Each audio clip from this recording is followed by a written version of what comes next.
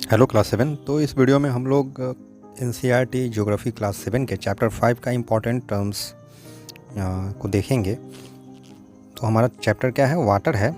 और इसमें सबसे पहले हम देखेंगे वाटर डिस्ट्रीब्यूशन के बारे में कि किस प्रकार से अर्थ पे वाटर डिस्ट्रीब्यूट किया गया है।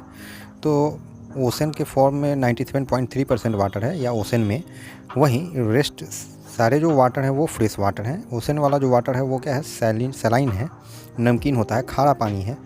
बाकी ground water, fresh water lake, inland sea and salt lakes, इन सब में छोटे छोटे क्वांटिटी में जो है वाटर, थोड़े थोड़े क्वांटिटी में वाटर मौजूद होते हैं।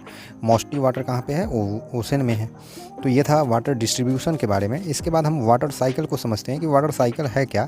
तो वाटर साइकिल क्या है, यह एक प्रोसेस है by which water continually means लगातार निरंतर पानी जो है चेंज करता है अपने फॉर्म को और सर्कुलेट करता रहता है किनके बीच, तो ओशंस के बीच, एटमॉस्फेयर के बीच और लैंड के बीच। मीन्स वाटर साइकिल वह साइकिल है, वह पद्धति है, वह चेन है जिसके जरिए क्या होता है, वाटर कंटिन्यूअली लगातार जो है अपने रूप को बदलता रहता है, अपने फॉर्म को चेंज करता रहता है।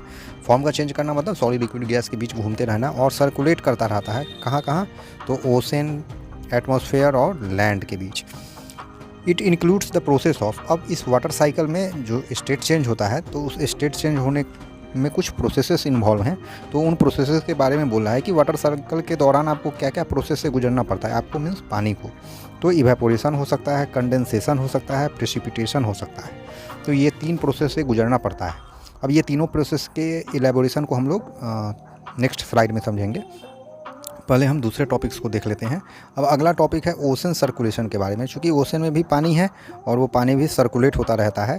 तो कितने प्रकार से होता है, तो 3 प्रकार से, वेव्स, टाइड्स, करेंट्स। तो सबसे पहले हम वेव्स को समझते हैं। वेव्स में कह रहा है यह अल्टरनेट राइज और फॉल होना पानी का कहाँ पे होता है, तो सरफेस ऑफ ओशन पे होता है। इसी को हम लोग क्या बोलते हैं, वेव बोलते हैं। मीन्स वेव क्या है, वेव कुछ नहीं, अल्टरनेट राइज एंड फॉल है ना। अल्टरनेट राइज एंड फॉल मतलब एक बार उठा फिर गिरा, फिर उठा फिर गिरा, है ना। किसका राइज और फॉल होना, पानी का होना। कहाँ पे होना, तो सरफेस ऑफ ओशन पे होना। इसी को हम लोग वेव बोलते हैं। वहीं आगे क्या कह रहा है इसी वेव में कि winds blowing at high speed causes huge waves, जब हवा तेज गति से बहती है तो यह हाई वेव्स क्रिएट करता है। A huge tidal wave is called tsunami, और विशाल का जो टाइडल वेव होते हैं उन्हीं को हम लोग क्या बोलते हैं, सुनामी बोलते हैं। ओके, तो नेक्स्ट क्वेश्चन, नेक्स्ट टॉपिक क्या है, टाइड्स। टाइड्स क्या होते हैं, तो tide is the rhythmic rise and fall of water twice in a day. Means दिन में 2 बार होता है ये रिदमिक राइज और फॉल, है ना। इसी को हम लोग क्या बोलते हैं, टाइड बोलते हैं। In the high tide water rises to its highest level, जब हाई टाइड होगा उसमें पानी जो है अपने उच्चतम ऊंचाई पे पहुंचा हुआ होगा, और लो टाइड में यह लोवेस्ट लेवल पे होगा।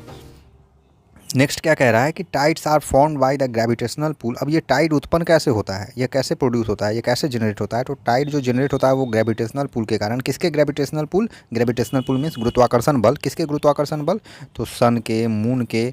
और यह गुरुत्वाकर्षण बल सन और मून के द्वारा कहाँ पर लगाया जा रहा है, पृथ्वी के सतह पे। तो यहीं पे समुद्र वगैरह भी है, इसी के कारण क्या हो रहा है, टाइड उत्पन्न हो रहा है। कह रहा है high tide that is spring tide occurs on a full moon. अब ये याद रखना है कि हाई टाइड कब आता है, फुल मून के को आता है, और न्यू मून डेज को। वहीं लो टाइड जो है वह कब आता है, जिसको हम लोग नीप टाइड भी बोलते हैं। या occurs when the moon is in its first and last quarter, जब मून अपने फर्स्ट और लास्ट क्वार्टर में होता है तब लो टाइड आता है। तो ये था टाइड के बारे में। अब नेक्स्ट टॉपिक क्या है इसमें, करेंट। कह रहा है ocean currents are streams of water. Ocean current क्या होते हैं, स्ट्रीम ऑफ वाटर है, पानी की धाराएं हैं जो फ्लो करती है एक डेफिनिट डायरेक्शन में, एक फिक्स डायरेक्शन में। कहाँ पे फ्लो करती है, तो ओशन में ही, ओशन के सरफेस पे। कह रहा है दे में भी वार्म और कोल्ड। ये वार्म और कोल्ड होता है, डिपेंड करता है कि पृथ्वी के किस भाग पे हैं। अगर इक्वेटर के पास है तो गर्म होंगे, और पोल्स के पास है तो ठंडे होंगे। तो warm current generates near the equator and cold ocean currents generate near the poles. Means warm ocean current जो होते हैं वो इक्वेटर के नज़दीक होते हैं, और जो कोल्ड होते हैं वो पोल्स के नज़दीक। आगे कह रहा है ocean currents influence the temperature of an area. Ocean current जो होता है टेम्परेचर को भी प्रभावित करता है किसी एरिया के, ठीक है। तो ये अब हम ओशन करंट इन्फ्लुएंस करता है टेम्परेचर को, तो ये कैसे समझेंगे, तो हम देखेंगे कि जो गर्म प्रदेश है उसके आसपास की जो समुद्री हवाएं होती हैं या महासागर से जो हवाएं होती हैं वो गर्म होती हैं, इसलिए वो क्षेत्र गर्म होता है। आगे हम लोग देख रहे हैं the areas where the warm and cold currents meet provide the best fishing ground of the world. अब ये याद रखना है कि फिशिंग क्षेत्र कौन सा अच्छा होगा, तो जहाँ पर कोल्ड और वार्म धाराएं मिलती है वो क्षेत्र बेस्ट होता है फिशिंग के लिए, मीन्स फिश के सर्वाइवल के लिए, फिश के फ्लोरिश करने के लिए। नेक्स्ट स्लाइड में हम लोग क्या देखेंगे, कुछ इंपॉर्टेंट टर्म्स जो हम लोगों को जानना है इस चैप्टर में। तो पहला कह रहा है हाइड्रोस्फीयर। हाइड्रोस्फीयर क्या होता है, तो हाइड्रोस्फीयर के बारे में हम लोग देखेंगे कि all the water spheres on the earth, जितने भी वाटर स्फीयर हैं जो पृथ्वी के सतह पे हैं उनको हम लोग कलेक्टिवली हाइड्रोस्फीयर कहते हैं। अब इस ऑल वाटर स्फीयर्स का मतलब पॉन्ड, लेक, रिवर वगैरह सब आ गए इसमें। दूसरा कह रहा है हाइड्रोलॉजिकल साइकिल। या हाइड्रोलॉजिकल साइकिल थोड़ी देर पहले हम लोग पढ़े हैं कि the changing state of water with in the earth atmosphere, इसी को हम लोग हाइड्रोलॉजिकल साइकिल कहते हैं, वाटर साइकिल।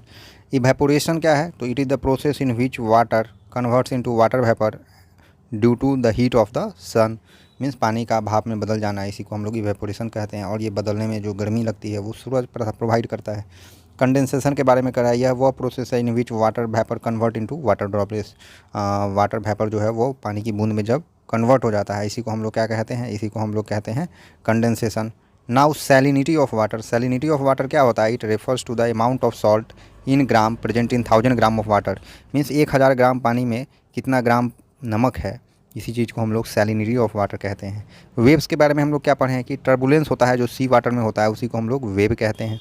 वहीं सुनामी क्या है, ह्यूज टाइडल वेव है, वेव को हम लोग सुनामी बोलते हैं, जो जनरली अर्थक्वेक वगैरह जो बेड में आते हैं उसी के कारण होता है। टाइड्स के बारे में क्या हम लोग पढ़े कि यह पीरियोडिकल राइज एंड फॉल है सी वाटर का। वहीं ओशन करंट क्या होता है, तो the movement of ocean water in a constant direction या फिक्स्ड डायरेक्शन या डेफिनिट डायरेक्शन, इसी को हम लोग क्या कहते हैं, ओशन करंट कहते हैं। और ये देखने को कहाँ मिलता है, ओशन के सरफेस पे। तो ये था चैप्टर 5 का समरी कहिए या बेसिक कंसेप्ट कहिए, इंपॉर्टेंट पॉइंट्स कहिए। नेक्स्ट वीडियो के लिए आप चैनल को सब्सक्राइब कीजिए, वीडियो को लाइक कीजिए। Thank you.